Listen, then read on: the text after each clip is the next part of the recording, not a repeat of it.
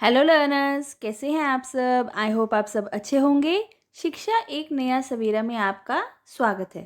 बच्चों, आज हम एक पाठ पढ़ेंगे। पाठ का शीर्षक है जॉर्ज पंचम की नाक। यह आपकी पाठ्य पुस्तक कृतिका में संकलित है। बच्चों, इसमें क्या होता है कि जो जॉर्ज पंचम की नाक कमलेश्वर द्वारा रचित एक व्यंग्यात्मक दास्तान है। प्रस्तुत लेख से यह शिक्षा मिलती है, जो ये लेख लिखा गया था, कि हम आज़ाद तो हो चुके हैं लेकिन अभी भी अंग्रेज़ी मानसिकता के गुलाम बने बैठे हैं। अंग्रेजी हुकूमत के अत्याचारों की वजह से भारतीयों में उनके खिलाफ बहुत रोष था। यही वजह है कि प्रस्तुत लेख में ब्रिटिश शासन के प्रति तिरस्कार की भावना प्रकट करने के लिए लेखक ने जॉर्ज पंचम की नाक को ही काट दिया। बच्चों, ये एक व्यंग्यात्मक दास्तान है, एक लेख है, जिसमें ब्रिटिश जो भारतीयों के ऊपर अत्याचार कर रहे थे उसके ऊपर लिखा गया था। लेखक कमलेश्वर ने इस लेख के माध्यम से रानी एलिजाबेथ द्वितीय के भारत आने पर भारतीय शासन व्यवस्था की शर्मनाक हरकत और परतंत्र मानसिकता का वर्णन किया है। बच्चों, हम पाठ का सार पढ़ेंगे और देखेंगे कि इसमें होता क्या है। जॉर्ज पंचम की नाक कमलेश्वर द्वारा रचित एक व्यंग्यात्मक दास्तान है। हम आज़ाद तो हो चुके थे लेकिन अभी भी हमारी जो हमारी मानसिकता थी वो अंग्रेज़ी के गुलाम बनी बैठी थी। अंग्रेज़ों के अंग्रेज़ी हुकूमत के अत्याचारों की वजह से भारतीयों में उनके खिलाफ बहुत रोष था। तो इस लेख के माध्यम से रानी एलिजाबेथ द्वितीय के भारत आने पर भारतीय शासन व्यवस्था की शर्मनाक हरकत और यहाँ पर परतंत्र मानसिकता का वर्णन किया है। इंग्लैंड की रानी एलिजाबेथ द्वितीय अपने पति के साथ हिंदुस्तान आने वाली थी।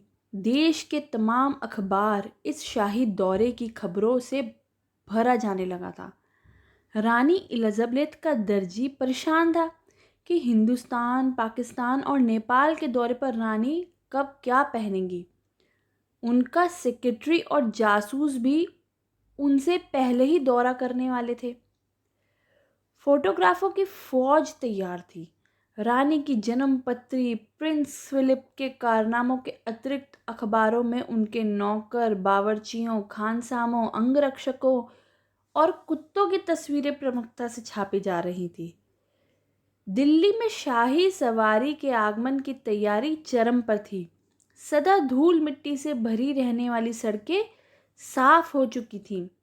इमारतों को क्या खूब और संवारा गया था।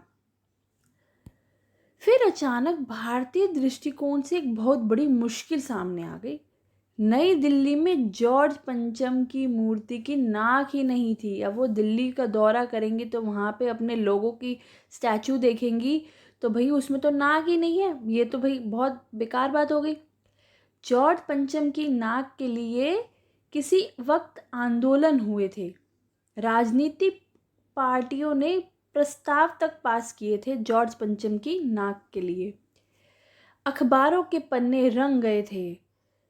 बहस इस बात पर थी कि जॉर्ज पंचम की नाक रहने दी जाए या हटा दी जाए। इसके लिए हथियारबंद पहरेदार तैनात कर दिए गए थे। फिर पर इंडिया गेट के सामने वाली जो जॉर्ज पंचम की मूर्ति की नाक अचानक गायब कैसे हो गई भाई, इतने सारी पहरेदारी के बावजूद।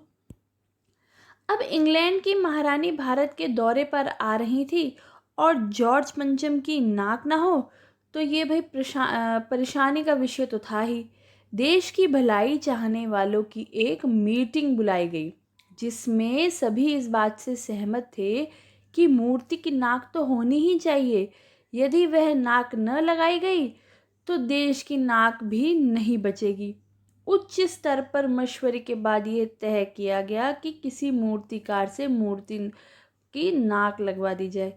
अब मूर्तिकार ने कहा नाक तो लग जाएगी परंतु उसे पता होना चाहिए कि वह मूर्ति कहाँ बनी थी, कब बनी थी, और चाहिए और ये भी कि कहाँ से उस जो पत्थर लगाया गया था वह कहाँ से आया। पुरातत्व विभाग की फाइलों को खूब खंगाला गया, परंतु वहाँ से भी कुछ नहीं पता चल सका। फिर मूर्तिकार ने सुझाव दिया कि वह देश के हर पहाड़ पर जाएगा, वैसा ही पत्थर ढूंढ कर लाएगा जैसा मूर्ति में लगा था। अब भाई मूर्तिकार हिंदुस्तान के सभी पहाड़ों, प्रदेशों और पत्थरों के खानों के दौरे पर निकल गया, परंतु उसे वैसा पत्थर नहीं मिला। फिर उसने पत्थर को विदेशी बता दिया। पुनः मूर्तिकार ने सुझाव दिया कि देश में नेताओं की अनेक मूर्तियां लगी हैं, यदि उनमें से किसी एक की जो नाक है वो उनके फेस पर लगा दी जाए, लाट पर, तो ठीक रहेगा। सभापति ने सभा में उपस्थित सभी लोगों की सहमति से ऐसा करने की आज्ञा दे दी। अब जॉर्ज पंचम की नाक का माप उसके पास था। वह भारत के उस हर छोटे बड़े शहरों का भ्रमण किया जहां भारत के स्वतंत्रता सेनानियों की मूर्तियां स्थापित थी। दिल्ली से बम्बई, गुजरात, बंगाल, बिहार, उत्तर प्रदेश, हर प्रदेशों का दौरा करते हुए पंजाब तक पहुंच गए। अब वहाँ पे इतने बड़े बड़े लोगों की मूर्तियाँ तो स्थापित थी, पर हिंदुस्तान की परिक्रमा भी कराया, पर उसे जॉर्ज पंचम की सही नाक का कहीं मिले ही नहीं, क्योंकि जॉर्ज पंचम की नाक से सबकी नाक बड़ी निकली। आखिरकार मूर्तिकार ने अपनी ओछी मानसिकता पेश करते हुए जो हुक्मरान थे, जो बड़े लोग थे, कहा कि देश की 40 करोड़ जनता में से किसी की एक जिंदा नाक काट कर लगा दो। अब यह सुनकर सभापति शर्मसार हुए, पर अब इस घटिया और शर्मसार हरकत को इजाज़त तक दे दी गई। अखबारों में केवल इतना ही छपा कि नाक का मसला हल हो गया है, इंडिया के गेट के पास वाली जॉर्ज पंचम की लाट पर नाक को लगा दिया गया है। कुछ दिनों के पश्चात अखबारों में जो खबरें छपी कि जॉर्ज पंचम की जिंदा नाक लगाई गई है, जो कतई पत्थर की ही नहीं लगती।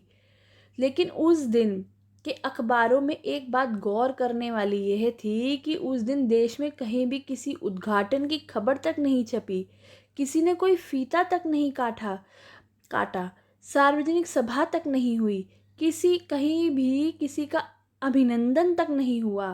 मतलब जो बड़े बड़े इवेंट्स होते हैं वो किसी को कुछ भी नहीं छपा, सिर्फ क्या था, जॉर्ज पंचम की नाक की खबर छाई हुई थी।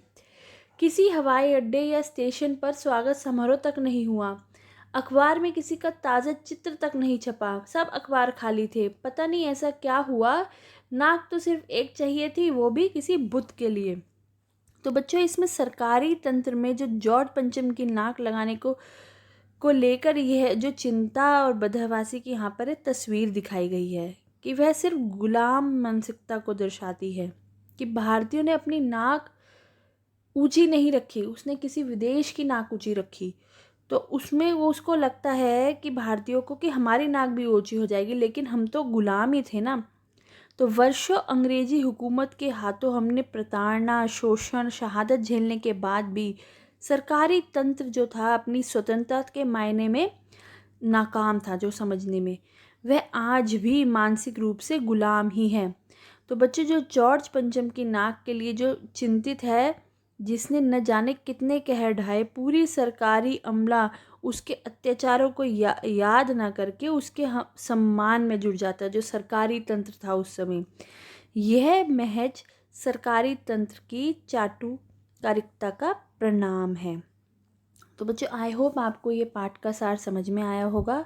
अगर अच्छा लगा तो वीडियो को लाइक करें, अगर आप न्यू हैं तो चैनल को सब्सक्राइब करें और ज़्यादा से ज़्यादा अपने फ्रेंड्स के साथ शेयर भी करा करें। Thank you and have a nice day.